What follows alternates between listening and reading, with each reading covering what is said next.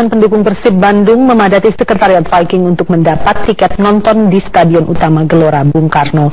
Ratusan bobotoh atau pendukung Persib Bandung memadati sekretariat Viking di Stadion Sidolik Kota Bandung sejak pagi tadi. Beberapa bobotoh harus menyerahkan kartu identitas untuk berangkat bersama-sama. Menurut koordinator Viking, jumlah bobotoh yang mendaftar mencapai 5.000 orang. Pendaftaran dibuka hingga Sabtu besok. Rencananya rombongan bobotoh berangkat ke Stadion GBK Jakarta hari Minggu dengan pengawalan ketat kepolisian. Masih buka sampai besok malam kayaknya. Untuk kemarin sendiri udah berapa yang kedatangan? Udah hampir ada 100 lah kalau seluruh pemesanan tiket sama distrik sama yang di sini hampir 100 lebih ada. Seorang? 100 bis. Ya.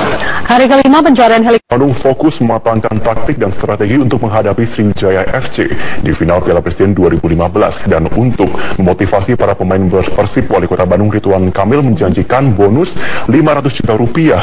Wow. Ya, ini jika mampu menjuarai Piala Presiden. Sementara itu para supporter Persib Bandung rela berdesakan mengantri tiket pertandingan meski laga baru akan digelar 18 Oktober mendatang.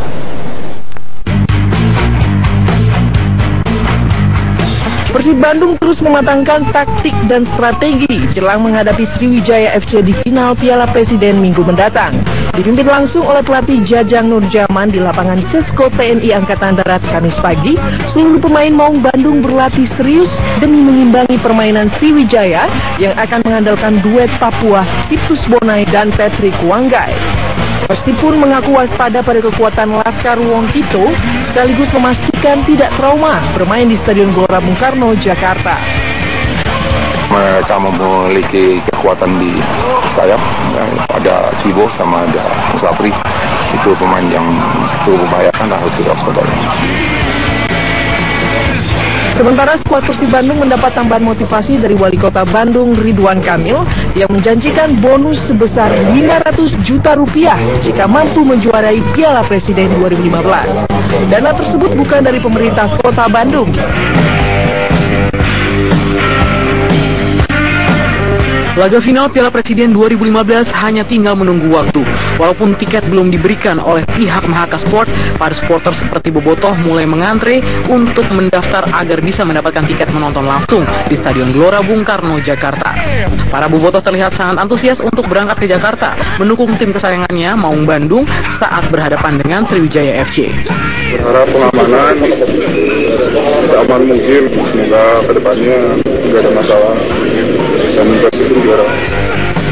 Sementara pihak Polda Jabar memastikan turut serta dalam pengamanan Piala Presiden 2015 dengan mengerahkan 5.000 personil yang akan dibantu oleh personil TNI untuk mengawal bobotoh yang akan menuju Jakarta. Ini hanya mengamankan supaya benar-benar para bobotoh supporter pendukung daripada Persib ini sampai ke tujuannya dia dengan selamat dan kembali juga dengan selamat. Segala persiapan terus dilakukan oleh pihak kepolisian dan juga pihak Mahaka Sport demi kelancaran laga final nanti. Dari Bandung, Jawa Barat, Roni Halim, Metro TV. 99% siap menghadapi Persib Bandung di final Piala Presiden 2015. Penyerang andalan Sriwijaya Titus Bonai pun berpeluang tampil di final setelah cederanya berlangsung pulih.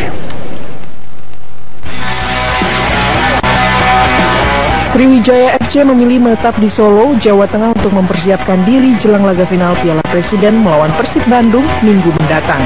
Usai memimpin latihan di Stadion Manahan, pelatih Sriwijaya FC, Benny Dolo memastikan 99% skuadnya siap bertempur di laga final. Ya, antisipasi kemampuan mereka, meminimais mereka punya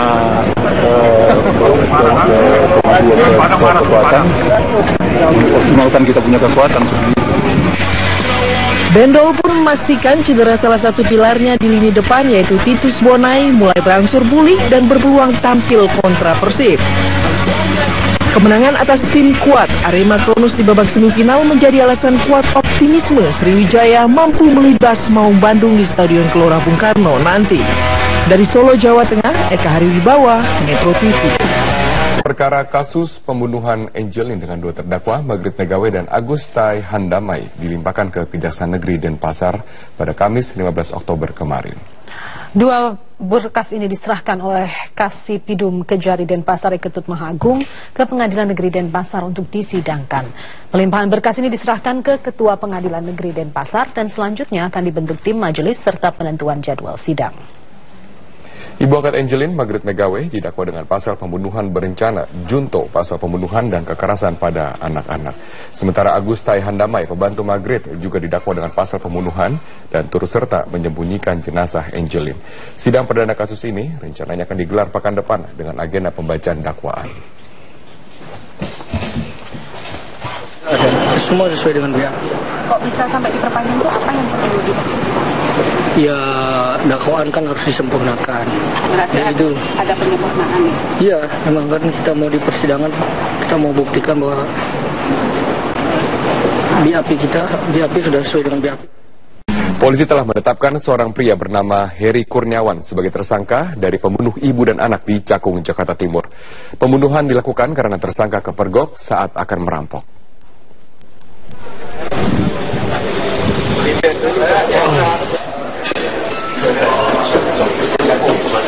Itu kamu kenal sama korban itu? Udah di KM juga. Berapa lama KM itu? 2 hari. Apa yang mau diambil di sana?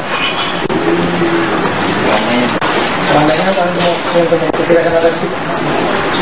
Yang mau dari rumah, handphone, duitnya di dalam. Itu dari kamar? Kamar. Keluar ya? Keluar ya. Apa itu? Paling. Ya? Kayak Iya, kamu nggak gitu kali? Nyari ya? Nyari gimana? Ya, mereka nggak ada barang sih. Saya lihat dari dapur aja. Jalan aja. Pisau ada di mana? Dapur. Kamu masuk. Hah? Rumah mama. Ke sini masuk. Kasih tahu rumahnya nggak apa-apa. Tersangka merupakan pelaku tunggal dari pembunuhan Dayu Priyambarita dan anaknya Yuel Emmanuel yang berusia 5 tahun pada pekan lalu. Pelaku membunuh korban karena kepergok saat akan merampok. Tersangka seorang residivis kasus narkoba. Dan berdasarkan tes urin, tersangka terbukti positif mengonsumsi narkoba. Menurut Direktur Kriminal Umum Polda Metro Jaya, Kombes Pol Krisnamurti, tersangka melakukan perampokan setelah mengonsumsi narkoba dan motif pembunuhan murni atas dasar perampokan. Baik pelaku dan korban juga tidak saling kenal. Tersangka ditangkap di pabrik baja di Pulau Gadung, Jakarta Timur pada Kamis pagi. Apa itu? Pot pisang itu.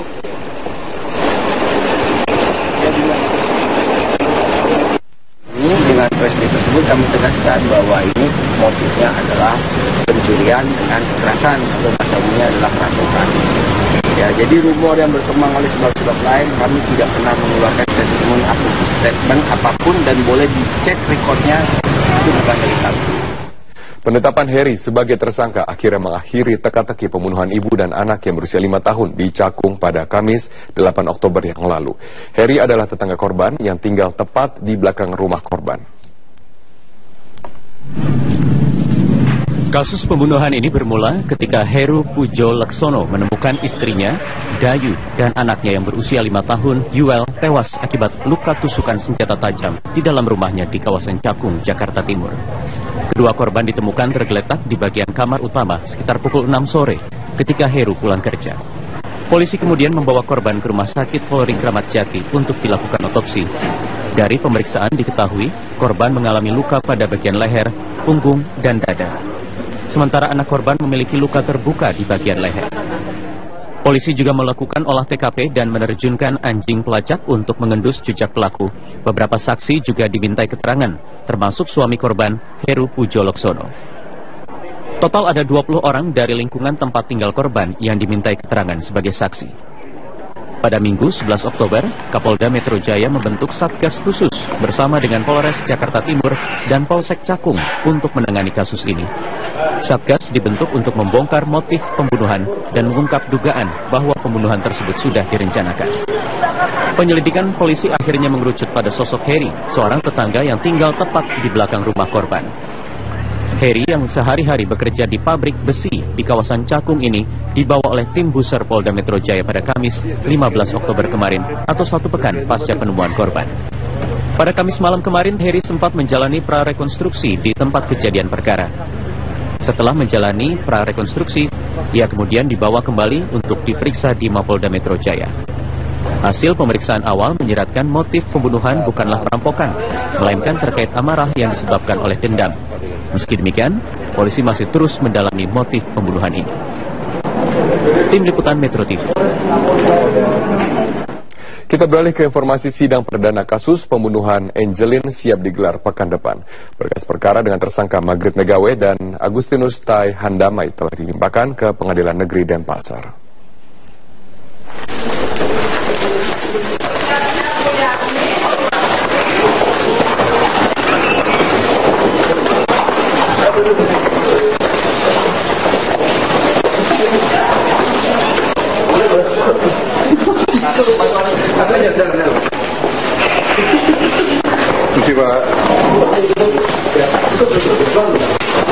Berkas kedua tersangka pembunuhan Angelin telah diserahkan Kejaksaan Tinggi dan Kejaksaan Negeri Denpasar kepada Pengadilan Negeri Denpasar.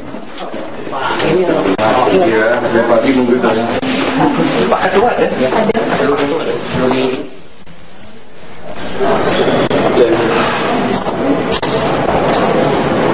Saat ini berkas telah diterima Panitera Tindak Pidana Umum dan selanjutnya akan diserahkan kepada Ketua Pengadilan Negeri untuk ditindaklanjuti dengan penetapan tim majelis hakim. Sidang perdana kasus pembunuhan Angelin dengan agenda pembacaan dakwaan rencananya akan digelar pada pekan depan. Kemarin kan di tingkat penyidikan, mungkin hari ini beliau akan pelajari berkasnya. Besok insya Allah sudah bisa ditunjuk majelis yang akan menyidangkan dua berkas perkara itu. Untuk jadwalnya kira-kira berapa lama bisa diketahui, Pak? Jadwal sidang? Jadwal sidang lazimnya kalau ada perkara masuk itu seminggu sejak penyerahan, sejak berkas itu sampai ke majelisnya. Drama pencarian anak berusia 8 tahun asal Denpasar, Bali, Angelin dimulai pada 16 Mei 2015 saat keluarga menyatakan Angelin hilang hingga ramai di media sosial.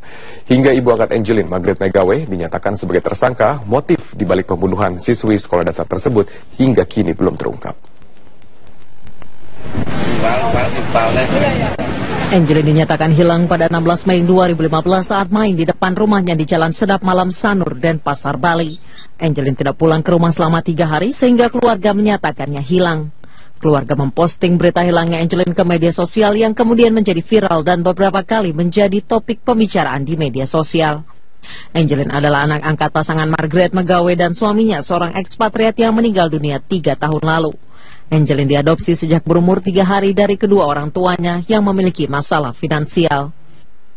Sejumlah menteri yang tergerak dengan kisah Angelin bahkan sempat mendatangi kediaman Angelin untuk menunjukkan rasa simpatinya.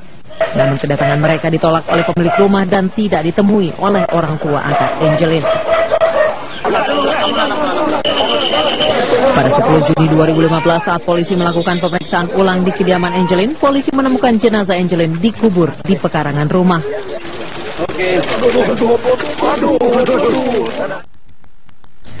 Di hari yang sama, polisi menetapkan satu tersangka yang diduga menjadi pelaku pembunuhan Angelin, yaitu Agustai Mandamai, pegawai di rumah ibu angkat Angelin yang baru bekerja selama 1 bulan.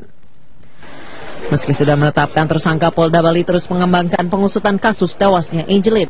Polisi kembali melakukan olah TKP dan menanyakan sejumlah saksi, yaitu 2 anak kos di kediaman ibu angkat Angelin dan kedua kakak angkat Angelin, Ipon dan Christine. Polisi kemudian menemukan sejumlah bukti dan kejanggalan, diantaranya bercak darah di kamar Margaret dan tali yang ditemukan di dekat jenazah Angelin yang berasal dari horden yang hanya ada di kamar Margaret. Belum lagi pernyataan Agus yang selalu berubah-ubah. Pada 14 Juni 2015, ibu angkat Angelin, Margaret, ditetapkan sebagai tersangka oleh Polda Bali atas kasus penelantaran anak. Kemudian pada 28 Juni 2015, Margaret kembali ditetapkan sebagai tersangka, kali ini sebagai pelaku pembunuhan terhadap Angelin. Berbagai spekulasi motif pembunuhan Angelin bermunculan, diantaranya soal wasiat waris dari ayah angkat Angelin yang nilainya miliaran rupiah. Juga tentang iming-iming 2 miliar rupiah dari Margaret kepada Agus jika mengaku membunuh Angelin. Kemudian tentang kondisi psikologis Margaret yang diduga sebagai psikopat. Hingga kini motif pembunuhan Angelin masih belum terungkap jelas. Berkas perkara pembunuhan Angelin telah dinyatakan lengkap atau P21 oleh Kejaksaan Negeri Denpasar. Persidangan kasus pembunuhan Angelin akan segera dimulai untuk menguak kasus alasan pembunuhan anak berusia 8 tahun tersebut. Tim Liputan Metro TV. Kita beralih